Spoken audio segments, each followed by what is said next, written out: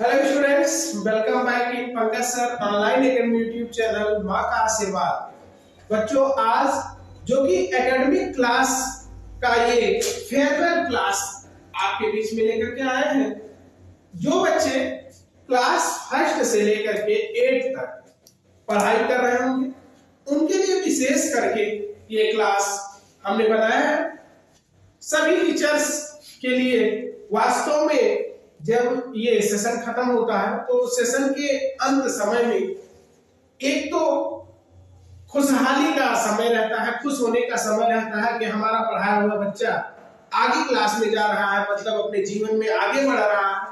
उसके साथ ही साथ जो बच्चों का फेयरवेल क्लास रहता है, जैसे उसी विद्यालय में अगर 8 तक के बच्चे हैं या 10th के बच्चे हो या 12th के बच्चे हो, जब वो बच्चों का लास्ट क्लास रहता है तो उस खुश के समय पे, खुशहाली के समय में थोड़ा बहुत मन व्यथित भी होता है, परेशान भी होता है। लेकिन ये जैसा कहा जाता है कि प्राकृतिक कुछ चीजें होती है कि समय के साथ चीजें बदलती हैं और बच्चा वो आगे जीवन में अपने बढ़ रहा है। अगर मैं इस फेयरवेल क्लास की बात करूंगा तो कुछ ऐसे पॉइंट्स हैं जो कि नया सत्र आपका 1 अप्रैल से शुरू हो जाएगा। नया शैक्षिक सत्र प्रारंभ हो रहा है 1 अप्रैल से 2025-2026 का। उससे भी रिलेटेड कुछ चीजें मैं आपके साथ शेयर करूंगा। पेरेंट्स के लिए कुछ सूचनाएं हैं और जो बच्चे हैं उनके लिए भी कुछ सूचनाएं हैं। तो देर न करते हुए मैं बातों पे आता हूं। देखिए, पहला पॉइंट हमने लिया है शिक्षक अभिभावक मार्गदर्शक की बातों को फॉलो करें। वास्तव में जो भी बच्चे हो, आप चाहे जिस क्लास के हैं, अगर आप इन सब बातों पे अमल करते हैं, अपने शिक्षक की बताई हुई बातों को, मैं नहीं कह रहा हूं कि आप हमारे YouTube चैनल के माध्यम से हमारे द्वारा बताई हुई बातों को ही फॉलो करें।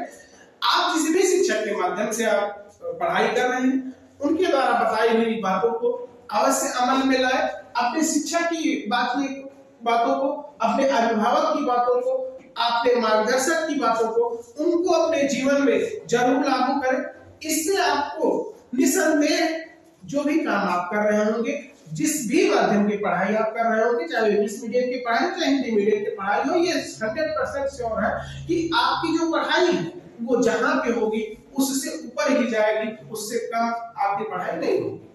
ठीक है, तो ये बात हो गई। दूसरे पॉइंट की अगर मैं बात करूंगा रिपोर्ट कार्ड। अगर रिपोर्ट कार्ड की मैं बात करूं तो हो सकता है कि कोई ऐसा बच्चा हो जिसको अपने शैक्षिक सत्र का रिपोर्ट कार्ड ना मिला हो, लेकिन कि मैं मान के चल रहा हूं और वैसे भी श्योर है कि अगर किसी को नहीं भी मिला होगा तो कल तक का अभी भी टाइम है आपका रिपोर्ट कार्ड, क्योंकि कल लास्ट डे है, कल तक हर हाल में आपको रिपोर्ट कार्ड मिल जाएगा।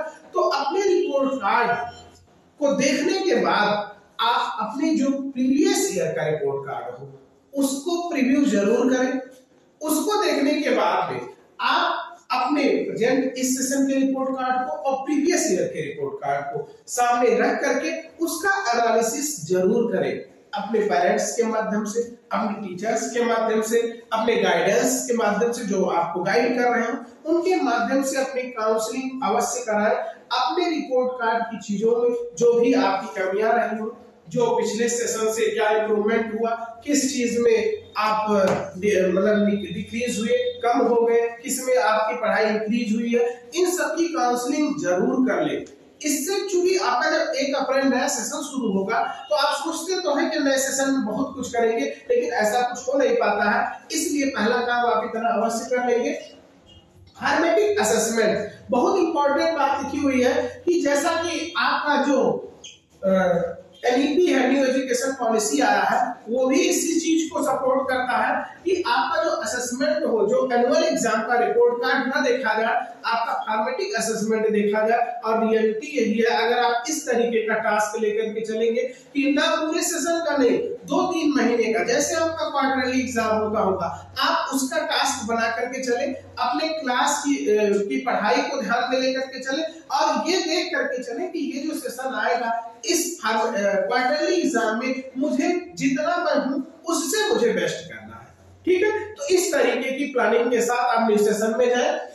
काम के प्रति अपने पालने को ईमानदारी के लिए सबसे बड़ी बात होती है पेरेंट्स से हमेशा ये रिक्वेस्ट है कि आप अपने बच्चों को अवश्य इस चीज के बारे में हमेशा बताएं कि आप अपनी हर चीज में आप काम चोरी करें, चीजों को छिपा करके रखें, लेकिन जो आपकी पढ़ाई हो, आपका किस सब्जेक्ट में थोड़ा कम मन लगता है पढ़ने में, किस सब्जेक्ट में आप अपने आप को वीक फील करते हो कि ये सब्जेक्ट हमारी कमी है, किस सब्जेक्ट को पढ़ना आपको अच्छा लगता है, इस सब की शेयरिंग जरूर करें। अपने काम के प्रति ईमानदार जरूर रहें।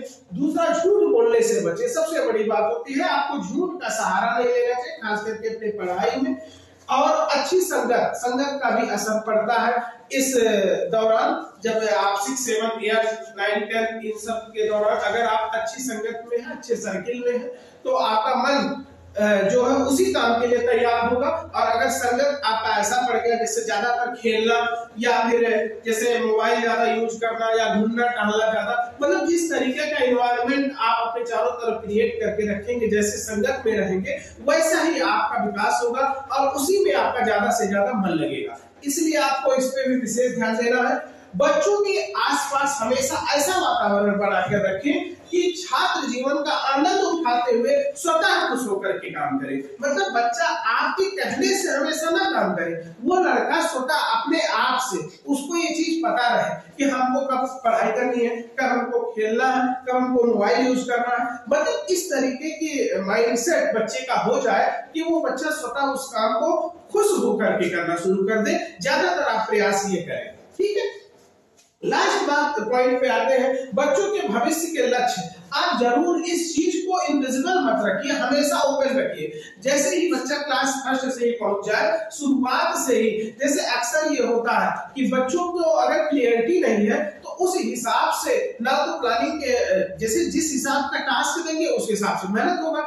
इसलिए बच्चों को उनके टास्क के बारे में, उनको फ्यूचर में क्या करना है, उनसे आप जैसे 5 से ऊपर हो जाए तब आप उनसे थोड़ा सा विचार विमर्श भी कर सकते हैं। लेकिन स्टार्टिंग, क्योंकि पेरेंट्स ही मेन रहता है, पेरेंट्स को हर चीज देखना है, उसको अपनी फाइनेंशियल कंडीशन, अपना बैकग्राउंड, या आप अपने बच्चे को किस सेक्टर में डालना चाहते हैं। तो शुरुआत में तो आप बच्चे को पहले से ही माइंडसेट में उसके रखें, उसको हमेशा बता करके रखें इस चीज को, क्योंकि आजकल के बच्चे सोशल मीडिया से, इंटरनेट से ज्यादा अट्रैक्ट है। इसलिए वो जरूर, अगर आप उनको ये चीज सजेस्ट करेंगे कि आपको इन फ्यूचर ये करना है, तो अब वो सोशल मीडिया के माध्यम से, इंटरनेट के माध्यम से जरूर इसकी एनालिसिस करेंगे कि अगर उनको ये काम करना है आगे, तो आपको उनको पढ़ाई कैसे करनी है, तो किस सब्जेक्ट की पढ़ाई ज्यादा करनी है, किस लेवल तक का मेहनत करना है। इसलिए जरूरी है क्लियरिटी, क्योंकि समय के अनुसार अपनी चीजों को क्लियर रखना पड़ेगा। इसलिए बच्चों को इस चीज के बारे में जरूर बता करके रखें कि उनका लक्ष्य क्या है, कि वो फ्यूचर में क्या करना चाहते हैं। कहने का मतलब ये है, क्योंकि अगर ये क्लियर रहा तो जाहिर सी बात है बच्चा उस सेक्टर में मेहनत करेगा उसी लेवल का।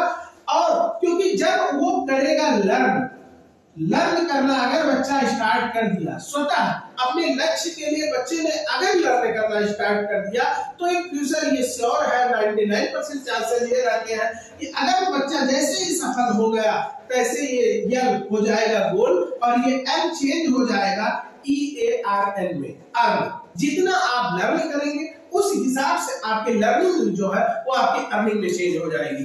इसलिए ये समय आपका सेशन क्लोज हो रहा है। नए सेशन में जो भी पॉइंट्स आपको बताई गई हैं उसको जरूर एक बार फॉलो करें। पेरेंट्स से भी रिक्वेस्ट है, आप इन चीजों को, अगर आपको भी कुछ लगता है कि कुछ पॉइंट्स छूट रहे हैं, कुछ आपके भी तरफ से अगर कोई सजेशन हो, तो आप कमेंट के माध्यम से जरूर बताएं कि हाँ ये चीजें और की जा सकती हैं।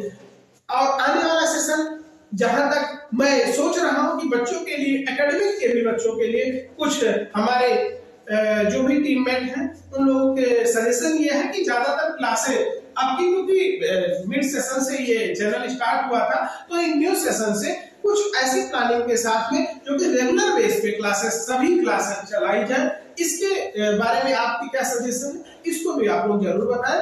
Best of luck.